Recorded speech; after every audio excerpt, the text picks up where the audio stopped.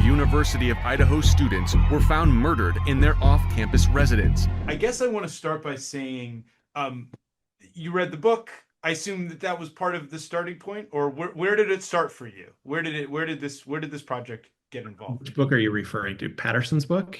Yeah, I thought maybe, but I don't know if you have. Yeah, I've never read James's book. We are sort of partnered on this. yeah. James Patterson and his team and Story Syndicate and Skydance and my company and sort of all came together and linked arms to tell this story. So I look forward to reading James's book, but I have not yet. So it's not our series is not sort of in the traditional sense not based on his book. We shared some research and we shared some context, and we sort of helped both teams sort of helped each other when we could, but we were very much on our own track, and as was he. That's interesting and such an important distinction because I have a feeling people will come into it and wonder what the interplay between things are, but they're basically two different paths of exploring this story or telling it. And Yeah, my understanding is quite different. and the story is unfolding literally right now and will continue to unfold, not just in yours. So, can you talk a little bit about the real-time relationship between how it comes together, airing it, and updates? Because that's a unique situation. Like things have happened in the timeline as you've kind of been doing it. So obviously you're going back in time a little bit, 3 years, right, to the incident, but also we're looking ahead to big news will come related to the incident and court cases. Yes. Yeah, so the series is 4 episodes. Each one is an hour. That sort of takes you up close to when the trial um, will begin. We started production back in summer, fall of 2023. So that was 2 years ago. And we do in a relatively linear chronological way kind of take you through sort of minute by minute through the lens of the families and best friends of the victims, at least some of the victims. And it's a perspective that no one has ever heard before because these are all people who have never talked to any member of the media before. And so, there obviously have been innumerable Idaho documentary projects, and there have been many podcasts and Right. articles and news pieces, and none of which have ever had the perspective that we have on the tragedy because they have almost always been told from the outside, looking in, usually in a kind of information-based way. And Liz and I wanted to flip the script on that because we were very interested in telling the story of what is happening in the eye of the hurricane, because the hurricane being this internationally well-known case with all of these complicated layers of attention with social media. But what about the people that are truly at the center of all of this? We've never heard from them. And that was the objective going in. And the sensitivity, the way in which you approach them and interact with them is critical to making that work, right? To making them feel safe, to making it be comfortable because of the attention, because of the way. I mean, we could just talk for a long time probably about how social media distorts, reflects, and reports on what's on happenings and how that's a part of this. That's its own story almost. But to them, there must be, I assume, some real sensitivity to like cameras and just being recorded now, you know. Yeah, I mean, from the beginning of all of this, they're only, and I say they, the Chapin family and the Yeah. Laramie family, and a lot of, the close friends, um, their only objective was to move forward in their grief. It was the most horrific thing that any of them have ever lived through. It would be probably the most horrific thing anyone could possibly live through. So the idea of allowing in cameras and journalists and it was not part of the equation in any way. I think Stacy and Jim Chapin gave like a couple of very early interviews to like local news. But then just kind of shut the door and was like, why am I like, I have no I think Stacey says it in the doc is like, she has no perspective on this. So how could she possibly be able to tell someone what's going on because she can't even make sense of it herself. So, Um, so how did they come to the point where they were comfortable with this? Because you lay out just now really well how why not to go down the get in front of a camera path? so I made the initial outreach to the Chapin family, to Jim and Stacy, and we didn't. I think the impetus as documentarians is to, when something happens or you find a story that is of interest to you, the impetus is to move as fast as possible. And sort of, I've been doing this for 25 years. Liz has been doing it for, that long, if not longer. That's sort of what we're trained. We're trained to basically And hustle part so endlessly the fast. audience knows and understands part of that is because someone's going to, right? And there's going to be like it's like you're on the scent, right? Like it's Exactly. Yeah. investigating.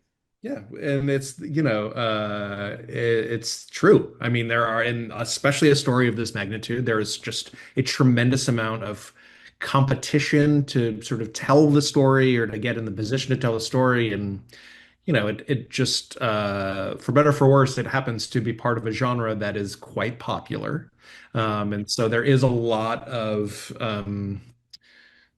movement when a story like this happens, sort of towards the events. But ironically, this is one of the few that we didn't move at 1,000 miles an hour on, because we didn't quite understand the story itself when it was happening. And I mean, it's still happening, but like sort of every couple of weeks, there would be a new development. Yeah. And so, uh, in a lot of ways, it was strategic. And in a lot of ways, we were fortunate in the sense that there were probably 100 documentary filmmakers that reached out to these Oh, I families. bet. Yeah. Um, and we just maybe waited long enough that like Jim and Stacy had maybe a little bit of perspective on like this situation, and convinced them to just let me fly out to Washington State, let me take them to lunch, let's just talk. Like I'm just going to lay out what it is that we are interested in doing, and I want to hear their story. And um, I think there was an instant connection over lunch. Like they seemed relaxed, certainly not trustworthy because I am a member of the media and like who is this guy coming in from New York? Um, but it was a great lunch, and from that moment on, it was Stacy. I mean, to this day, like Stacy and I talk almost every day. But it was just sort of like a slowly built relationship, and ultimately they came to realize that someone was going to tell their story and Ethan's story and the story of Hunter and Maisie, Ethan's siblings. And what Liz and I could afford them and what our track record has shown is that we do make, if we are going to do crime things, by and large, or crime-based projects, by and large, we do them with the victim at the center and not always the killer at the center. And uh, you know, um, what we told them was like that is what we want to make, and we can stand behind that, and we have the track record to prove it. And they agreed. They said, okay, well, we've now seen enough of these other documentary projects where it's like if someone's going to like we want to be in control of our part of this narrative.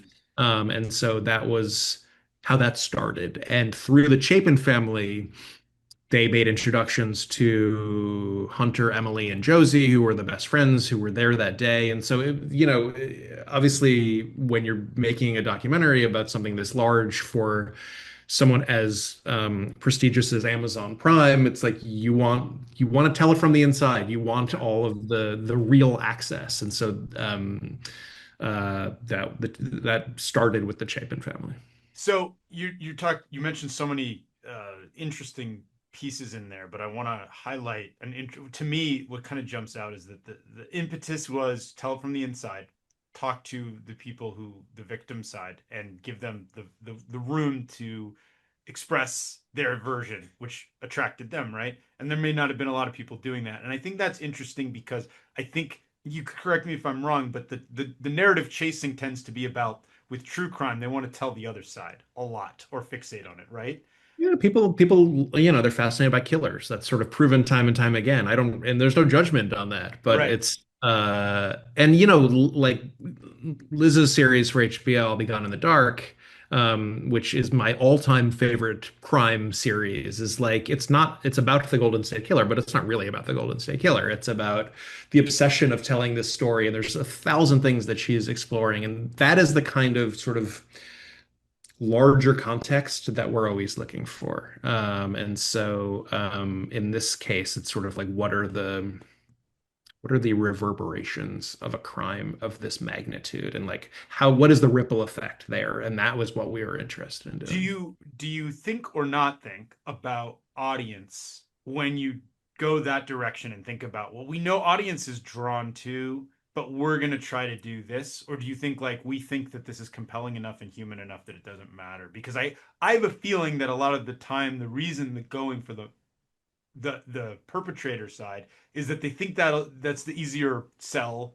maybe audience wise. I don't know if that's actually true, but I'm curious if in some way you're zagging a little bit, or zigging, I don't know, and that is a challenge, but it also like you think no, people will come for this, like this, Sure. yeah, Great question. I mean, both trying to tell both kinds of stories is challenging, but sure, I think the in a vacuum, I guess the real challenge of telling a victim-focused story is you're sort of maybe lacking a kind of like narrative propulsion. You're doing portraits of grief, or you're doing portraits um, of family members who have lost someone, or portraits of victims.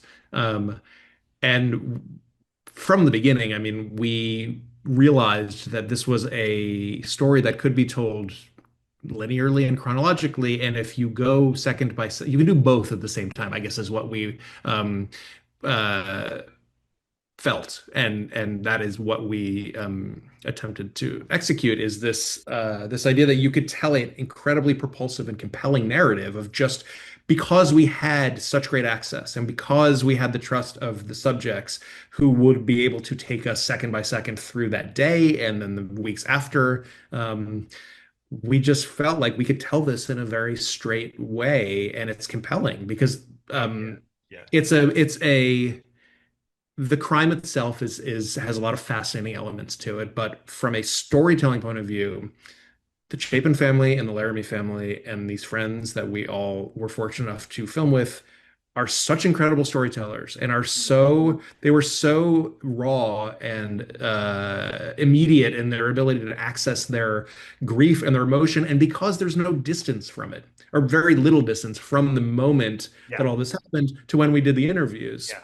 with the Chapin family, it was less than a year It's after. not a long look back through the fog of memory. Yeah, Correct. So you don't have this kind of this detached perspective of like this thing happened to me. It's like this thing is happening to them literally while we're in the chair. It's still happening to them. yes. So all of that sort of led us to feel like there is a way to tell the story that is just that will just feel immediate and inside, and we don't have to do a whole lot of narrative trickery to just make this compelling. It already is compelling. These people are so compelling, and they have a really compelling story to tell.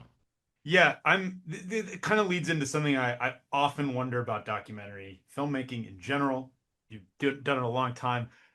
There's a way that truth is crafted in narrative structure through the tools, right? And this gets a little more philosophical, I guess, but I'm always fascinated by like decision making about things like when to cut, what to cut to. Like as simple as that, like within an edit, helps craft it's like the tool is so powerful. You know what I'm saying? Like you help you take us somewhere with every Yeah. little choice.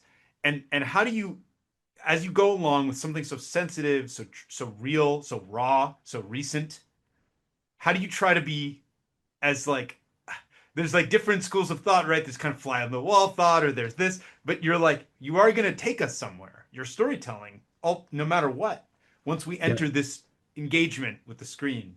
And I'm really curious to hear you talk about it with such a recent and like living experience, when we haven't built, you talk about something like OJ or something like we've all built narrative upon narrative by the time we watched the most recent one, right? Right.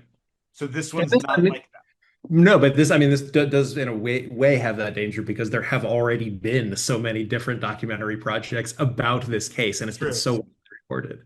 But I've done all sorts of projects, as has Liz. I've done straight kind of verite projects where you go out and shoot for a year and come back and you have 700 hours of footage and you're trying to basically utilize that footage to write your film, Right, essentially. that's what I mean. Sometimes you're writing a story once you're editing, right? Mean, yeah, the very first film I ever made was about the Pixies, the rock band, the Pixies, and I was 30 and I had no idea what I was doing, but we had a camera and they basically just like invited us to come on tour with them. So we shot for like 9 months. We had absolutely no idea what the story was until you get in the edit room and you start looking at the footage and you're like, oh, this you sort of start to see it ghosted through. But like, this was a very different experience because we had people with a very specific personal narrative to tell. And so with something like this, I mean, look, we had an incredible team, like the best team I have ever worked with in my life. And everyone from the beginning felt that there is something we had the right access to tell the story in a very specific way. And so it's this combination of storytelling instincts, which, I have mine and my editors have theirs and Liz has hers, and everyone who sort of has their fingerprints on the project has theirs, which is why you try to hire correctly. And so everyone's sort of painting in a lot of ways with a similar brush. Mm. Um, and then you have facts. And then you have emotional POV. And so you Right. sort of like there's the alchemy there. And it's always different. The ingredient, ratios are always a little different, but at the end of the day, it is you have to take all of it and put it through a funnel, and what comes out to the other side needs to represent the truth, whatever that is. And that is a very, very complicated thing that you and I can debate at a film festival when I meet you in person. But I mean, that is ultimately what it is. Obviously, we have a whole process that goes through a legal vetting and, Sure. and especially something that is so public, like a lot of this story is quite publicly known and based on legal documents like affidavits. So we have Yes. it all worked out. But it's a long process. It's a long It's and it complicated you process. put it all. I mean, I asked a tough question, and that's I think, a very eloquent way to put it as best as possible. But yeah, you have to replicate some version of the truth as it's understood, and that's a tall task. So congrats on taking it on, and we have to wrap. We're over time, but I've Thank this has you. been Can I fascinating. add one? Can I add one thing to that? Is Please. I recently showed the series to the Chapins and the Laramies, um, and it was an incredible and incredibly positive experience. And sort of the true litmus test of did we get the truth right is when you show it to the subject, and they felt so fortified by the way that we portrayed their journey through this horrific process. And so that was really gratifying to us. That's beautiful to know, just to have as an addendum to the piece and to this to put out there to say like that's how it was taken in. So thank you. Great work. Thank you. Awesome. Bye, Great to meet Matt. you. Bye, everyone. Take care.